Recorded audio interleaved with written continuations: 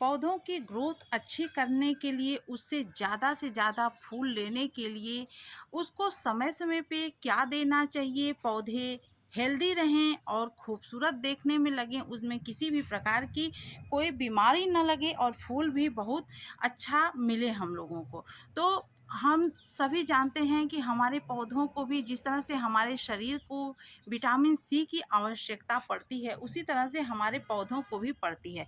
तो पपीता हमारे पौधों के लिए इतना कारगर होता है, चाहे वो किसी भी प्रकार के पौधे हों, चाहे वो फूल वाले हों, गुड़हल पे बहुत ही अच्छा इसका रिजल्ट देखने को मिला है।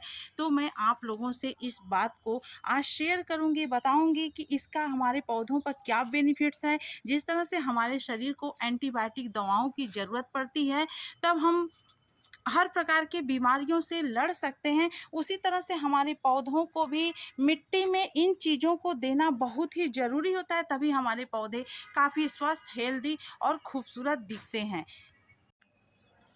तो चाहे वो फल वाले हों, जिस तरह से आप देख सकते हैं नींबू में भी इसका बहुत अच्छा रिजल्ट देखने को मिला। आप देख सकते हैं नींबू पूरा फलों से लद गया है। देखिए कितने ज़्यादा, हर ब्रांच में कम से कम 20-20, 25-25 जो है फल इसमें आ रहे हैं। बहुत अच्छे रिजल्ट हमको मिल रहे हैं इससे। बोगनवेलिया में भी आप इस चीज़ का प्रयोग कर सकते हैं। देख सकते हैं आप बोगनवेलिया की कितनी अच्छी ग्रोथ है और कितनी ज़्यादा इसमें फ्लावरिंग हो रहे हैं। बहुत छोटे से पार्ट में यह लगा हुआ है। वहीं हाल हमारे कनेर का है। कनेर में महज 2 केजी मिट्टी होगा और पौधे की आप ग्रोथ देख लीजिए और फूलों की भी संख्या देख लीजिए। बहुत अपरंपार इसमें फूल आते हैं, चाहे वो किसी भी वैरायटी का कनेर हो, चाहे वो लाल वाला हो, या फिर उसी तरह से आप अपराजिता में भी इसके जो है बहुत सा अच्छे बेनिफिट देखेंगे। देख सकते हैं आप। तो इन सभी पौधों को विटामिन सी और एंटीऑक्सीडेंट की ज़रूरत होती है, ताकि इसके पत्तों में किसी भी प्रकार की बीमारी न लगे, इसके स्किन हेल्दी रहें। आप देख सकते हैं तो बहुत ही हेल्दी पौधा है, या चाहे वो किसी भी वैरायटी का पौधा हो, आप ज़रूर दीजिए इस चीज़ को। देखिए यह बहुत ही अच्छा ग्रोथ और बीमारी कोसों दूर रहेगी आपके पौधों से। तो इसको देने का तरीका हम आपको बताएँगे, इसको कैसे देना है, कितने दिनों के अंतराल में देना है और कितनी मात्रा आपको देनी है। तो जब समय समय पे आप इसको देते जाएंगे इसको, तो आपका पौधा कभी भी रोग ग्रसित होगा ही नहीं। मरते हुए पौधे में भी यह जान डाल देता है। आप ज़रूर डाल करके इसको देखिए। जिस पौधे की ग्रोथ अच्छी नहीं हो रही है, या जिस पौधे में कलियां अच्छी नहीं बन रही है, पत्ते अच्छे नहीं निकल रहे हैं, उसके लिए यह रामबाण है। यह चीज़ आप डाल करके ज़रूर ट्राई करिए, बहुत ही अच्छा रिजल्ट आपको मिलेगा। चलिए इसको बना लेते हैं।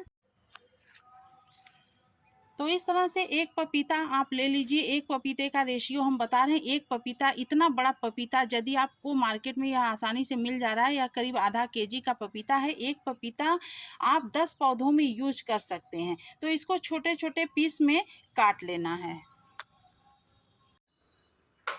तो इस तरह से छोटे छोटे पीस में इसको काट लेना है और इसे मिक्सर में बिल्कुल बारीक पीस लेना है।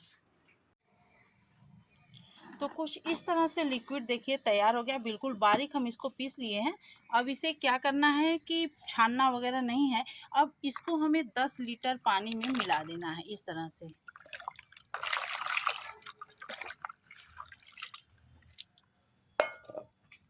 यह आपका परफेक्ट 10 लीटर लिक्विड टॉनिक तैयार हो गया।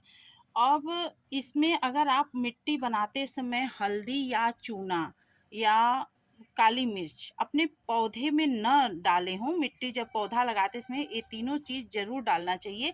अगर नहीं डाले हैं तो इस समय आप इसके साथ वो तीनों में से कुछ एक चीज़ ले करके पीस सकते हैं। या 2 चम्मच आप इसमें हल्दी डाल दें, या 10-20 दाना के करीब काली मिर्च इसी के साथ पीस लें, या फिर इतना चूना आप डाल सकते हैं, जो आपके पास अवेलेबल हो। आप इसमें डाल करके तीनों में से कोई एक चीज़ मिला दें। नहीं, अगर आप कुछ चीज़ डाले हैं मिट्टी में तो बिल्कुल ना डालें, सिर्फ इसे अकेले ही बना लें। अब इसको देना कैसे है पौधे में, चलिए। तो आप चाहें तो अगर ना दे पाएँ उस तरह से, तो अब मिट्टी बनाते समय, जैसे मान लीजिए आप कोई पौधा लगा रहे हो और इस तरह से मिट्टी उसकी बना रहे हो, या फिर पौधा के जैसे रिपार्ट किया आपने फरवरी में या बरसात में, तो उस समय जब नई मिट्टी डालें तो इस तरह से एक मुट्ठी के करीब इतना ले लीजिए पपीता, और इसको बारीक काट लीजिए और काट के इसको सुखा लीजिए। सुखाने के बाद हल्का सा 1 दिन का मॉइस्चर दिखा करके आप मिट्टी में भी मिला सकते हैं, तो इससे भी आपको बहुत अच्छा रिजल्ट मिलेगा। और नहीं, इसको अगर जैसे उस समय चूना हल्दी के साथ इसे भी मिला दीजिए, नहीं मिला पा रहे तो इस तरह से आप पीस लीजिए। तो दोनों तरीक़ों से आप ट्राई कर सकते हैं, जो आपको आसानी से आपसे हो जाए वो आप करिए। दोनों का रिज़ल्ट अच्छा मिलता है, बट इसका रिज़ल्ट ज़्यादा अच्छा मिलता है। तो आप इसे डालने के बाद अच्छे से खूब फेंट लीजिए। ये जो कण वगैरह है तो कोई दिक्कत नहीं है, इससे आप बिल्कुल ना घबराएं, और किसी भी प्रकार का आपके पौधे में फंगस नहीं लगेगा। तो 10 लीटर लिक्विड हम जो है जिस हिसाब से आपका पौधा रहे, यदि आपका बहुत छोटा पौधा है तो 1 गिलास दीजिए, या उससे थोड़ा बड़ा है तो आप आधा लीटर के करीब दीजिए। हम इसमें करीब 1 लीटर के करीब देंगे। कहीं भी गिरा दीजिए, कोई दिक्कत नहीं है, हर रूट्स को आप दे दीजिए। तो 4-5 गिलास हम इस पौधे में अपने देंगे, और इसी तरह से हम और पौधों में दे लेते हैं।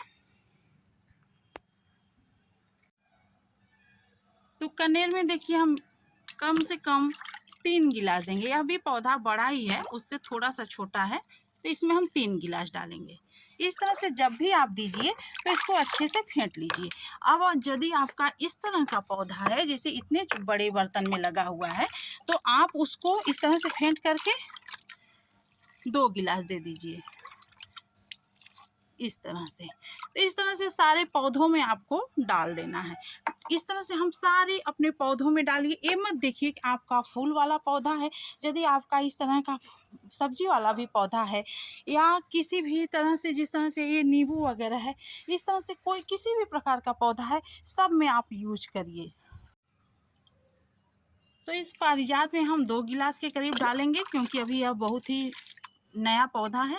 तो इस तरह से जैसे पारिजात में आप देखते होंगे बहुत सारी बीमारियां या मिली बग्स वगैरह का अटैक भी होता है, या अन्य एक सफ़ेद सफ़ेद कीड़े उड़ते हैं, तो किसी भी प्रकार के कीड़ों का अटैक इस चीज़ से नहीं होता है। आप ज़रूर डालिए। और सबसे बड़ी चीज़, पौधे की रोग प्रतिरोधक क्षमता बढ़ जाती है, पौधा काफ़ी हेल्दी रहता है। यदि आपका पौधा मर रहा है तो उस मरते हुए पौधे को भी यह जिंदा कर देता है टॉनिक। आप ज़रूर इसको ट्राई करिए। कितने दिन में आपको देना है, कम से कम आप 1.5 से 2 महीने के बीच में इस चीज़ को ज़रूर डाल दिया करिए।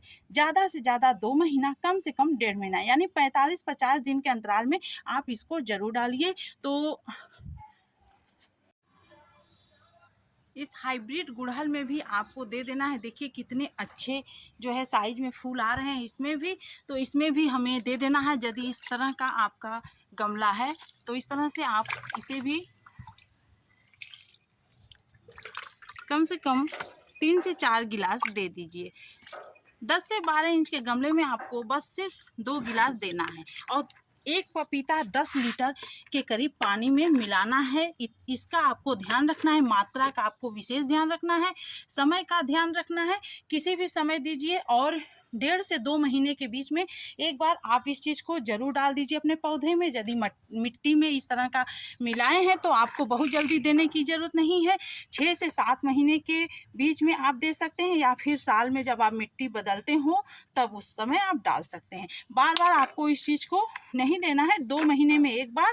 और मिट्टी में बदलाव करते समय, या रिपार्ट करते समय, या फिर पौधा लगाते समय आप इसे मिला सकते हैं। दोनों ही तरीक़ों से आप यूज करिए। आपका पौधा काफ़ी हेल्दी रहेगा, और किसी भी प्रकार की बीमारी नहीं लगेगी आपके पौधे में। आप देख सकते हैं बहुत ज़्यादा ही फ्लावरिंग भी होगी, चाहे वो किसी भी तरह का पौधा हो। आप शोअर प्लांट में भी इसको डालिए, हर जगह डाल सकते हैं।